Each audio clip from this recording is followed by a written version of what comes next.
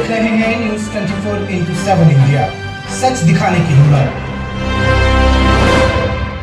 नमस्कार, news 24x7 India में आपका स्वागत है। मैं हूं आपके साथ नेहा। आज ग्वालियर में इंडियन रग्बी फुटबॉल यूनियन के द्वारा प्रेस कॉन्फ्रेंस का आयोजन किया गया। आपको बता दें, Gwalior Indian rugby football union, जो कि रग्बी इंडिया के नाम से भी जाना जाता है, रग्बी इंडिया भारत में रग्बी खेल के लिए एकमात्र शासकीय अधिकृत संस्था है।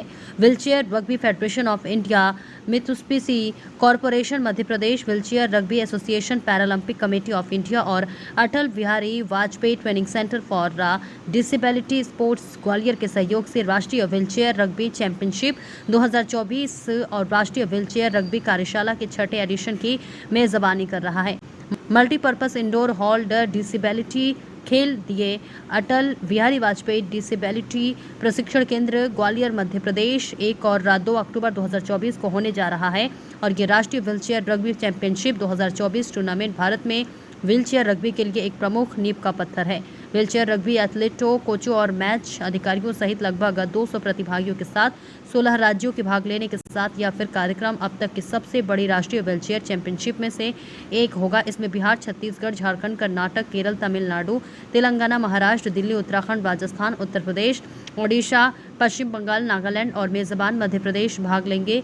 रग्बी इंडिया को ये घोषणा करते हुए भी प्रसन्नता हो रही है कि मित्सुबिशी कॉरपोरेशन और जापान व्हीलचेयर रग्बी फेडरेशन द्वारा समर्थित भारत व्हीलचेयर रग्बी विकास के लिए जापान इंडिया स्क्रैम प्रोजेक्ट 28 से 30 सितंबर 2024 तक 3 दिवसीय व्हीलचेयर रग्बी कार्यशाला की मेजबानी करेगा। जापान व्हीलचेयर रग्बी फेडरेशन के कोच और विशेषज्ञ श्री नोरीमात्सु ताकायुकी सोशी अकियो फुजिकावा और श्री नोरिकियू हिकुची व्हीलचेयर रग्बी रेफरी के साथ मिलकर काम करेंगे। जापान भारत स्क्रम परियोजना के रूप में Mitsubishi corporation wheelchair rugby federation of India को भारत में निर्मित 16 रग्बी व्हीलचेयर की सुविधा प्रदान करेगा। रग्बी फुटबॉल यूनियन के प्रदेश अध्यक्ष श्री ओपी दीक्षित सर ने सभी खिलाड़ियों का स्वागत किया और उन्होंने कहा कि भविष्य में ऐसे खेल होते रहेंगे और खेल जीवन का एक महत्वपूर्ण हिस्सा है।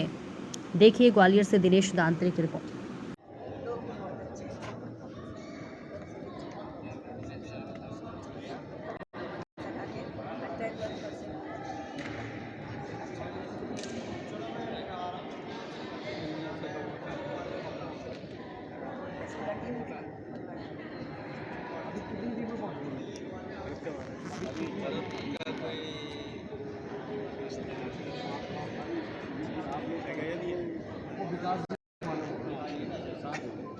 आगे जा रहा हूँ।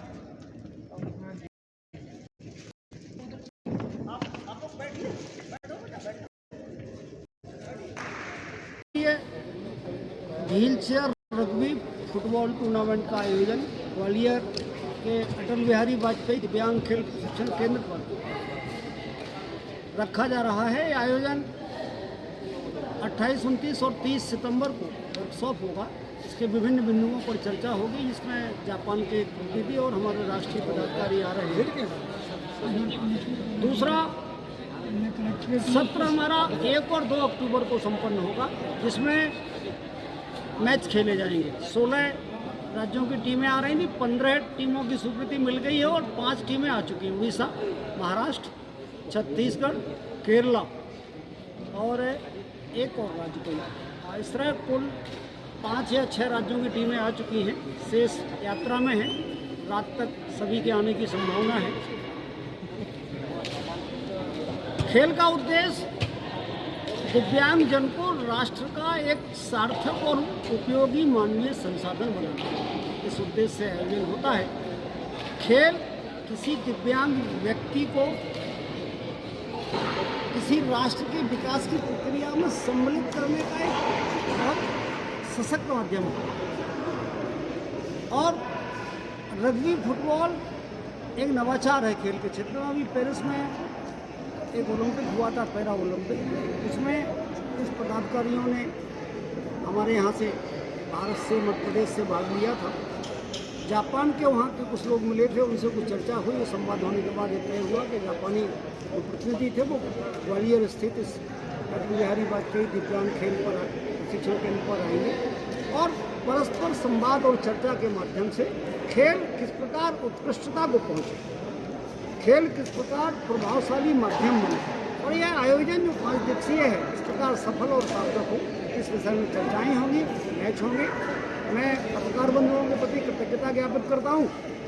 आप किसी भी स्वस्थ चिंतन को एक जन आंदोलन का रूप दे सकते हैं और दे रहे हैं, आभार व्यक्त करता हूँ। हमारी आयोजन समिति के जो पदाधिकारी हमारे साथ में थे, जेपी नामदेव साहब, राकेश श्रीवास्तव जी, मेजर मनोज पांडे साहब, शकुन दीदी, इन सभी ने विगत 1 सप्ताह से 2 सप्ताह से काफ़ी मेहनत की है और आगे भी करेंगे। यही तो ये भावना का उदाहरण है कि एकदम राष्ट्र, ये देश का है, ये समाज का है। हम सब मिलकर के दर्शकों की संख्या कितनी होगी, यहाँ पर कितने दर्शक आ सकते हैं? ग्वालियर शहर से यह स्टेडियम लगभग 12 किलोमीटर बाहर है। हम लोगों ने पूरा प्रचार प्रसार करने का प्रयास किया है और शेष बची हुई भूमिका का निर्माण पत्रकार बंधु करेंगे। सोशल मीडिया और प्रिंट मीडिया के माध्यम से आप लोग हमारे इस सकारात्मक प्रयास को लोगों तक पहुँचाएंगे। विभिन्न सामाजिक संगठनों को हमने न्योता भेजा है, वो सभी अपने स्तर पर प्रयास कर रहे हैं। कुछ ग्वालियर स्थित अंतर्राष्ट्रीय स्तर के दिव्यांग स्कूल हैं, इसमें अमर ज्योति स्कूल है, उमातुली जो पद्म विभूषण से विभूषित है, भारत सरकार का एक बहुत बड़ा पुरस्कार है, उनके स्कूल को न्योता भेजा है, आमंत्रित किया है। उनको कहा है कि आप अपने बच्चे भिजवाइए। जो बच्चे मानसिक, दृष्टिबाधित, मूक बधिर और विभिन्न प्रकार की दिव्यांगताओं से ग्रसित हैं, जब वो बच्चे इस खेल आयोजन में बैठेंगे तो उनके मन में एक उत्साह, एक ऊर्जा का संचार होगा और वो उनके लिए बहुत बड़ा टोनिक है। जब वो इस आयोजन को देखेंगे, समझेंगे कि हमारे दिव्यांग भाई किस प्रकार समाज की मुख्य धारा में समाविष्ट हो रहे हैं, निश्चित तौर पर वो उस पथ पर चलेंगे। वो बच्चे हैं, पढ़ते हैं 9, 10th में, 11, 12th में। ग्वालियर के कितने स्कूलों को आमंत्रित किया? मैंने अभी 8 स्कूलों से चर्चा की है और सभी ने आश्वस्त किया है कि हमारे ग्वालियर ग्लोरी है, अमर ज्योति है, रोशनी है, एक अमर भारती है, कुछ शासकीय स्कूल है, शासकीय हरिदर्शन उच्चतर माध्यमिक विद्यालय है, प्राचार्यों से बात हुई है, उन्होंने बस भी की है। कुछ सामाजिक संगठन भी यहाँ संस्थाएं चलाते हैं जिनके यहाँ फ्री पढ़ाते हैं बच्चों को, उनसे भी बात हुई है, वो भी अपने बच्चे लेकर के आ रहे हैं। चलिए, देश के जो नौनिहाल हैं, देश का भविष्य उनके कन्या, जब वो बच्चे दृष्टिबाधिता के प्रति, मानसिक मंदता के प्रति, अन्य शक्तिताओं के प्रति जब उनका सकारात्मक दृष्टिकोण होगा, उनके समावेशन के बारे में सोचेंगे, अभी से सोचेंगे, निश्चित तौर पर आने वाली पीढ़ी सशक्त होगी और उनका चिंतन स्वस्थ होगा और विशालता होगी।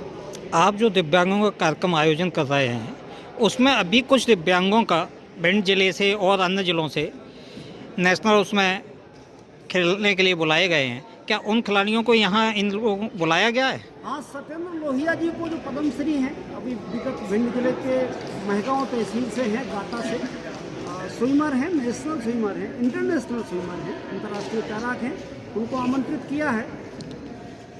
समापन सत्र या उद्घाटन सत्र में से किसी एक में आने की संभावना है। प्राची, ऐसे खिलाड़ियों के उपस्थित रहने से इन लोगों को काफ़ी प्रोत्साहन मिलेगा। बिल्कुल होता है, बहुत अच्छा सुझाव है आपका, सभी को आमंत्रित किया है। अब उनकी अपनी राष्ट्रीय अंतर्राष्ट्रीय व्यस्तताएं हैं, कुछ लोगों ने स्वीकृति भी दी है, देखिए कौन कौन आता है। पूरा प्रयास है कि ऐसे लोग आना चाहिए। ठीक है। まず、去年初めてこのインドに、来て、すごく、刺激的な経験させてもらったんですけど、またこうやって2回目、皆さんと会うことができてとても嬉しいし、ありがたいと思ってます。で今回は車椅子ラグビーを実際にプレーできる選手を対象にワークショップをできるってことで、私がこれまで、培ってきた経験っていうのを、みんなに通じて伝えて、そこから、このインドの車椅子ラグビーの発展にちょっとでもつながれば嬉しいなって思ってます。そしてゆくゆくは、ぜひ、インドの、インド代表のチームを立ち上げるところまで行けたら嬉しいなって思います。 दीदी आज का जो प्रेस कॉन्फ्रेंस था उसमें क्या क्या आपने किया और क्या किया कहाँ कहाँ पे खिला ये जो आयोजन है ये बहुत बड़े स्केल पर हो रहा है और देश के 16 राज्यों के खिलाड़ी यहाँ पर हैं। कहाँ केरला है, कहाँ उत्तराखंड है, आप बताइए इतने दूर दूर के खिलाड़ी और सारी कठिनाइयों को पार करके जब हम ये सोचें कि उन्होंने ये यात्रा कैसे की होगी, कितना उनको ट्रेन में चढ़ने में उतरने में कितनी दिक्कत हुई होगी, तो ये सोच कर ही हमारा मन उनके प्रति सम्मान से तो हम लोग की कोशिश तो यही रहेगी कि उनको यहाँ पर सुविधाएँ दी जाए, गेम सुधरे। सबसे बड़ी बात ये सहभागिता हमारे यहाँ थोड़ा सा ऑडियंस तो होपफुली इस बार लोग ज़्यादा हैं देखने, क्योंकि जब ऑडियंस होती है तभी खिलाड़ियों का अवसर। प्रचार प्रसार के लिए क्या प्रावधान किया है? जैसे अपनी जो रग्बी फुटबॉल की जो टीम है उसके द्वारा जो समिति है वहाँ पर किस तरीके से क्या? देखिए वैसे तो हर व्यक्ति से ज़्यादा कि प्रशासन में भी प्राइवेट क्लब में भी और लेकिन सारा दारोमदार तो मीडिया का है, क्योंकि मीडिया ही एक ऐसा साधन है जो कि लोगों तक हमारी या हमारे खिलाड़ियों की बातों को पहुँचा सकता है। आज के लिए इतना ही, दीजिए इजाजत, नमस्कार।